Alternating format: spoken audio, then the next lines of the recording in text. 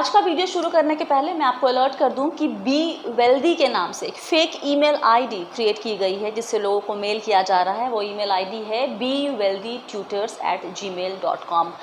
इसमें जो तस्वीर है वो भी मेरी ही इस्तेमाल की गई है, जो चैनल से उठाई गई है।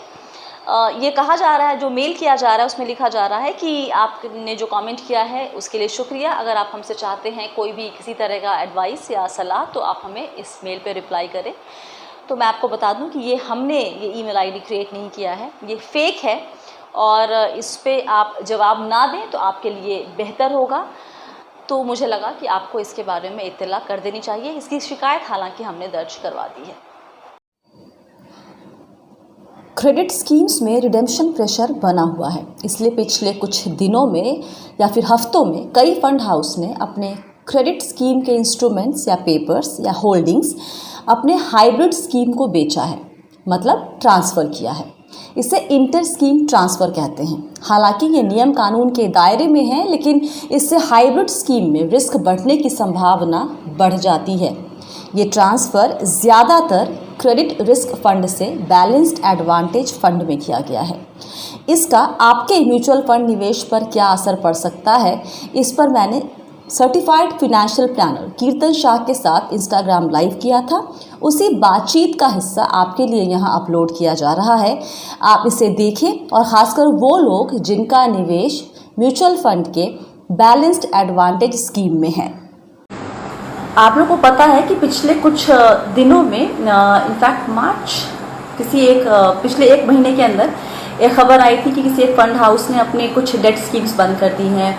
हमने उसके बाद कई खबरें ऐसी पढ़ी कि जो क्रेडिट रिस्क फंड है या कुछ particular category of date funds, उनके ऊपर रिडेम्पशन प्रेशर बहुत ज़्यादा है। उसके बाद क्या कर रही हैं ये म्यूचुअल फंड हाउसेज, ये कंपनियां, उसके बारे में जानना आज आपको हम बताएंगे। और क्यों जानना ज़रूरी है, क्योंकि इसका इम्पैक्ट आपके इन्वेस्टमेंट पे पड़ेगा अगर अभी तक नहीं पड़ा है तो क्विकली मैं अपने गेस्ट को यहाँ पे ज्वाइन कर लेती हूँ और कीर्तन शाह हमारे साथ जुड़ेंगे। तो मैं बता रही थी कि हो क्या रहा है। बेसिकली ये इंटर स्कीम ट्रांसफर जो कहते हैं कि एक फंड हाउस से इंस्ट्रूमेंट्स या जो भी होल्डिंग है उसमें से कुछ निकाल के दूसरे स्कीम में ट्रांसफर किया जा रहा है, राइट? करेक्ट। और ये रिडेम्पशन प्रेशर को हैंडल करने के लिए किया जा रहा है। एब्सोल्युटली। सी स्वाति, हो ये रहा है कि क्रेडिट रिस्क फंड्स में, जैसे आपको पता है, बहुत सारा रिडेम्पशन प्रेशर है। अगर मैं आपको सिर्फ 24 अप्रैल से लेके कल तक की बात बताऊं, जो रफली 3 वीक्स है, 3 वीक्स में बहुत सारे ऐसे फंड्स है जिसमें 50% जितना रिडेम्पशन आ गया है क्रेडिट रिस्क का।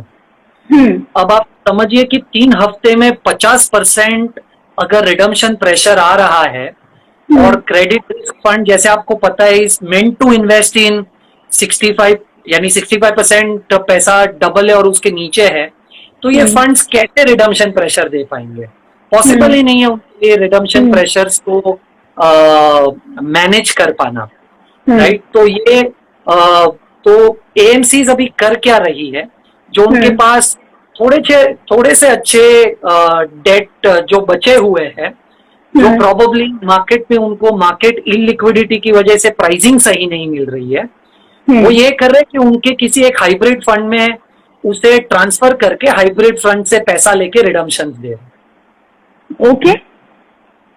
और ऐसा करना ये मुझे पता है कि वो कर सकती हैं, लेकिन क्या ये करना सही है? और मैं सिर्फ और सिर्फ निवेशक के पॉइंट ऑफ व्यू से जानना चाहती हूँ।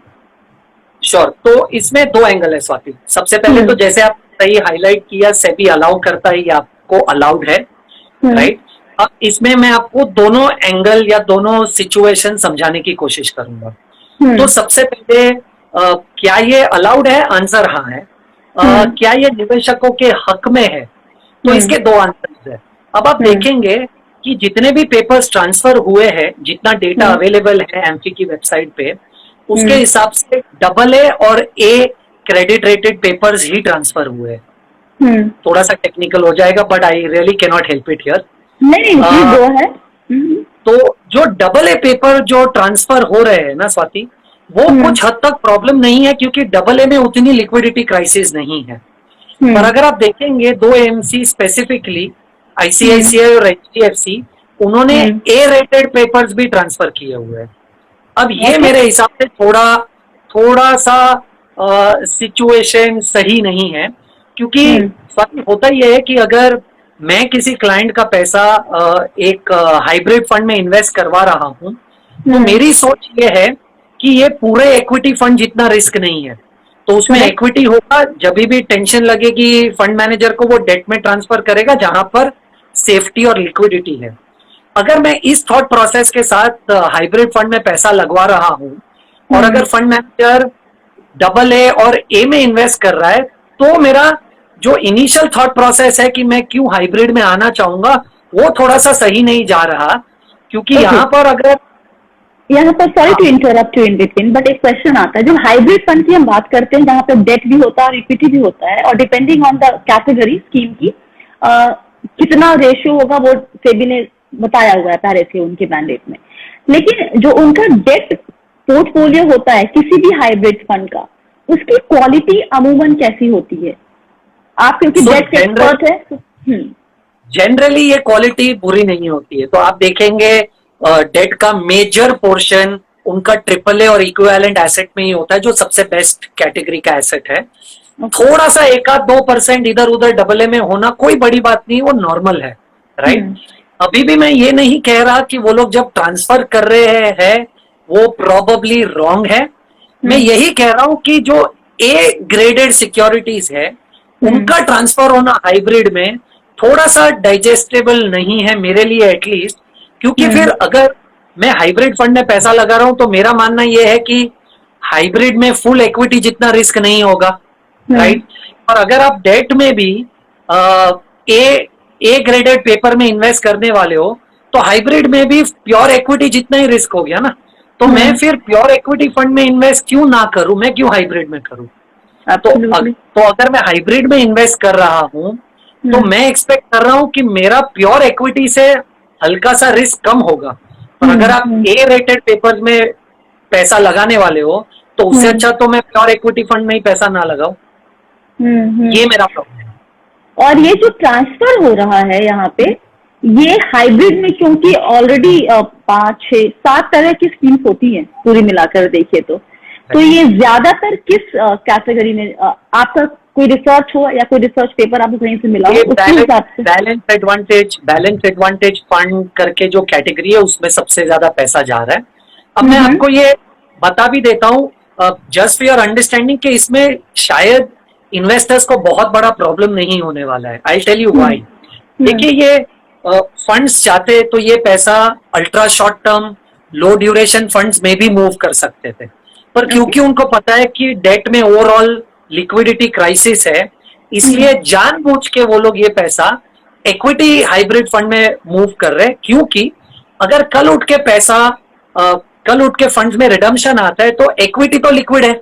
वो लोग इक्विटी जो उनका मेजर पोर्शन है 70% का या 60% का जो भी करंट होल्डिंग है, वो तो कभी भी बेचकर पैसा वापस कर देंगे। तो वो लोग डेट इक्विटी हाइब्रिड फंड में इसलिए मूव कर रहे हैं क्योंकि उनको पता है कि इक्विटी बहुत लिक्विड है और उनको ये डेट पोर्शन प्रोबेबली बेचना नहीं पड़ेगा लिक्विडिटी के लिए, जो क्रेडिट रिस्क फंड में बेचना पड़ रहा है। इसलिए वो ये टेक्निकल कॉल लेकर इक्विटी हाइब्रिड में मूव कर रहे हैं और दूसरे डेट स्कीम्स में मूव नहीं कर रहे।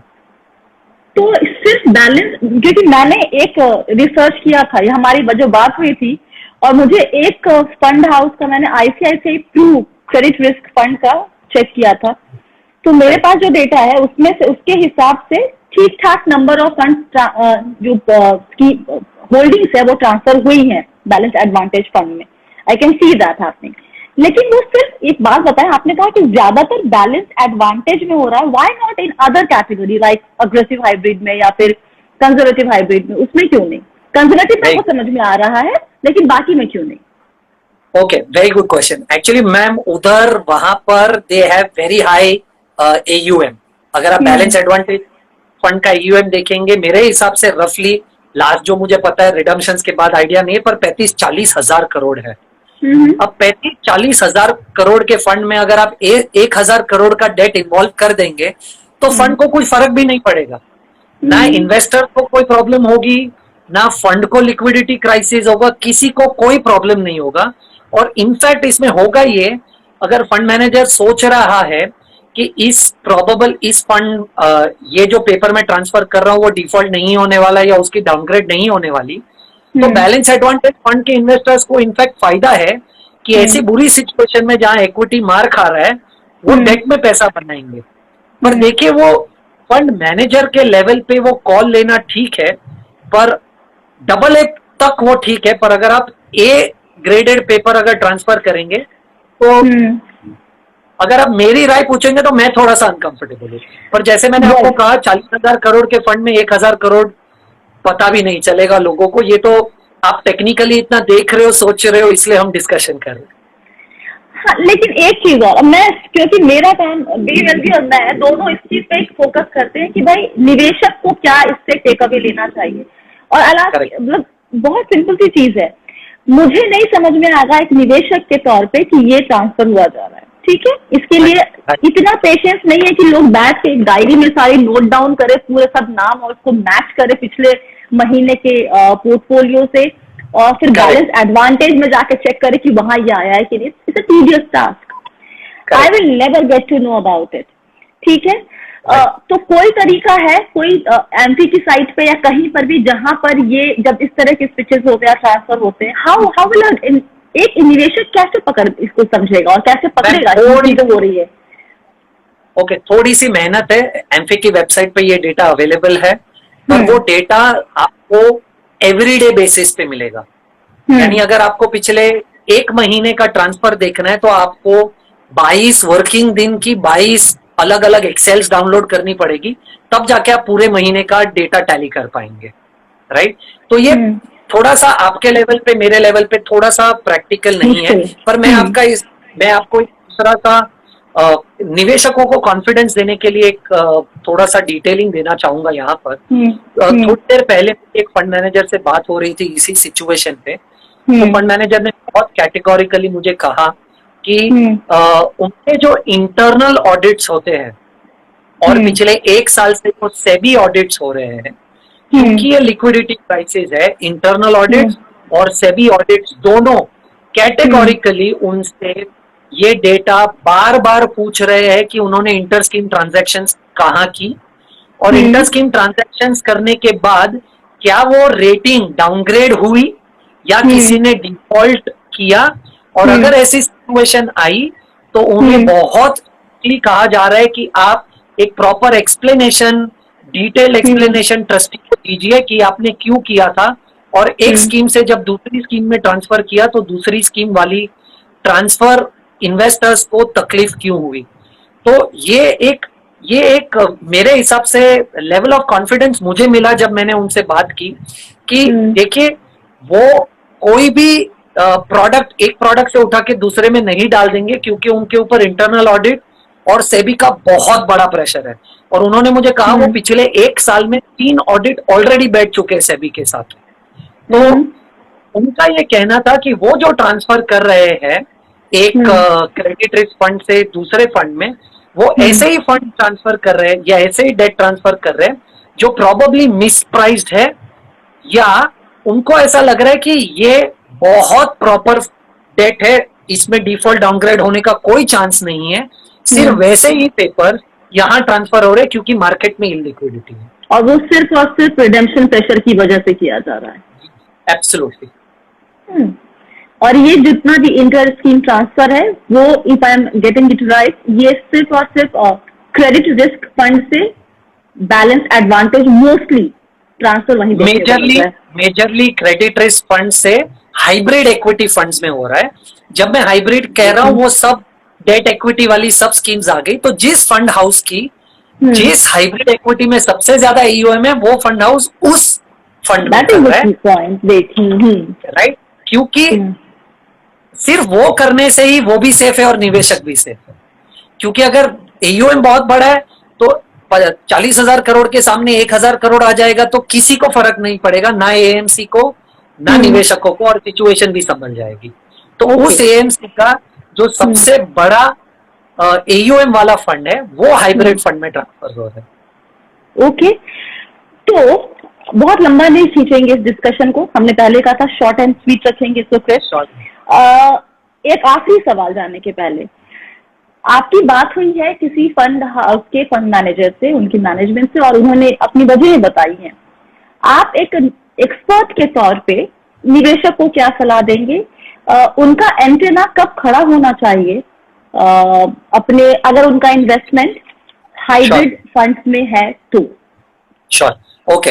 तो बहुत सिंपल है, अब तक जो डेटा अवेलेबल है उसमें कोई टेंशन लेने की जरूरत नहीं है, क्योंकि हार्डली 100 करोड़ और आईसीआईसीआई का 100 करोड़ है और एचडीएफसी का 150 करोड़ है, if I am not wrong with the number, जिसमें एक क्रेडिट रेटिंग वाली सिक्योरिटी ट्रांसफर हुई है, राइट?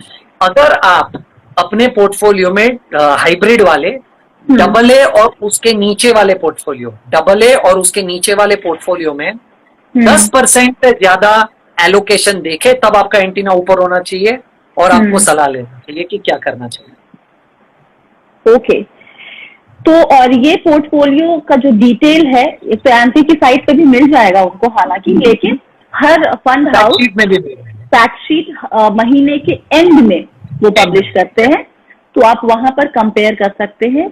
आप मार्च अप्रैल, अभी मई का तो आया नहीं होगा, तो मई का तो मैम सिंपल ये होगा, थोड़ी सी मेहनत होगी, अगर थोड़ी सी डिटेलिंग करनी है तो आप 6 महीने की फैक्ट शीट्स आर्काइव से, वेबसाइट से निकालिए, 6 महीने का आप AA और उसके नीचे का एलोकेशन देखिए, और आप मई महीने का जब फैक्ट शीट आएगी उसका AA और उसके नीचे का एलोकेशन देखिए, तो आपको पता चल जाएगा कि मार्च के पहले 6 महीने तक एवरेज एलोकेशन क्या हुआ करता था AA और उसके नीचे, और मई में AA और नीचे एलोकेशन क्या हो गया। अगर आपको बहुत बड़ा जंप दिखे कि मान लीजिए मार्च के पहले वाली 6 महीने में AA और उसके नीचे 2 या 3% हुआ करता था, पर अब 12-15% हो गया है, तो ये क्लियर सिग्नल है कि आपका रिस्क बढ़ गया है फंड में। अच्छा, एक और सवाल, सॉरी मैंने कहा तो वो आखिरी सवाल होगा, लेकिन एक और सवाल, जो बाकी हाइब्रिड फंड्स हैं, कंजर्वेटिव है, बैलेंस्ड है, अग्रेसिव है, उसमें क्लियर कट है कि इसमें कितना इक्विटी और कितना डेट कम से कम या ज्यादा से ज्यादा होना चाहिए। करेक्ट। जो डायनेमिक एसेट एलोकेशन या फिर इसको बैलेंस्ड, यहाँ पे इनकी जो कैटेगराइजेशन है उसके हिसाब से डायनेमिक एसेट एलोकेशन और बैलेंस्ड एडवांटेज, इसमें कोई ऐसा मैंडेट नहीं है कितना % इक्विटी और कितना % डेट होना चाहिए। क्या इसलिए ये वजह भी है कि यहाँ पर शिफ्ट हो रहा है? एब्सोल्युटली, ये भी वजह हो सकती है, क्योंकि अब थोड़ा सा अगर और डिटेलिंग में जाए तो बहुत सारे फंड हाउसेज है जिन्होंने बहुत कैटेगोरिकली कहा हुआ है कि हमारा डायनामिक एसेट एलोकेशन फंड या बैलेंस एडवांटेज फंड 30 से 80% के बीच में इक्विटी रखेगा। Okay, right? तो अगर 30% इक्विटी रख सकता है तो इन फंड्स के पास 70% डेट रखने का स्कोप है। करेक्ट। पर आप फिर भी एक चीज समझिएगा, 70% स्कोप है, इसका मतलब मैं 70% डालूंगा ऐसा जरूरी नहीं है। तो अगर मुझे खुद को भी प्रॉब्लम में नहीं आना है और निवेशकों को भी प्रॉब्लम में नहीं डालना है, तो मैं ऐसा ही स्कीम चुनूंगा जिसमें AUM है, जहां पर ये डाइल्यूट हो सकता है और किसी को ट्रबल ना हो। इसलिए मैंने आपको कहा कि ये जिस भी AMC में, जिस भी हाइब्रिड फंड में ज्यादा AUM है, सबसे ज्यादा AUM है उसमें ट्रांसफर। Okay, alright. तो भाई देख लीजिए, आपके पास अगर आपका निवेश हाइब्रिड फंड्स में है तो एक बार अलर्ट हो जाइए, डरिए मत, लेकिन अलर्ट हो जाइए, और पिछले 6 महीने का जरा उसका पोर्टफोलियो निकालिए। आपको उनकी वेबसाइट पे, कंपनी की वेबसाइट पे मिल जाएगा, IMC की साइट पे भी मिल जाएगा, और देखिए कि उसमें जो उनके इंस्ट्रूमेंट्स की रेटिंग वाले कम, आपने कहा AA और उसके कम, उससे नीचे, अगर उसका प्रोपोर्शन 10% से ऊपर पोर्शन बढ़ रहा है या ऊपर गया है पिछले 2-3 महीनों में, तो फिर आप कॉल ले सकते हैं कि आपको बने रहना है कि आप वहां से निकल जाना चाहेंगे, क्योंकि वहां पर रिस्क थोड़ा ज्यादा बढ़ रहा है और आप हाइब्रिड फंड में उतना रिस्क लेने के लिहाज से निवेश नहीं करते हैं। बहुत बहुत शुक्रिया इतने शॉर्ट नोटिस पे इतनी डिटेल में बात करने के लिए। आई होप कि हम इसके ऊपर दोबारा जो भी डेवलपमेंट होगा will get in touch again. Thank you so much, take care, bye bye. Take care, bye bye.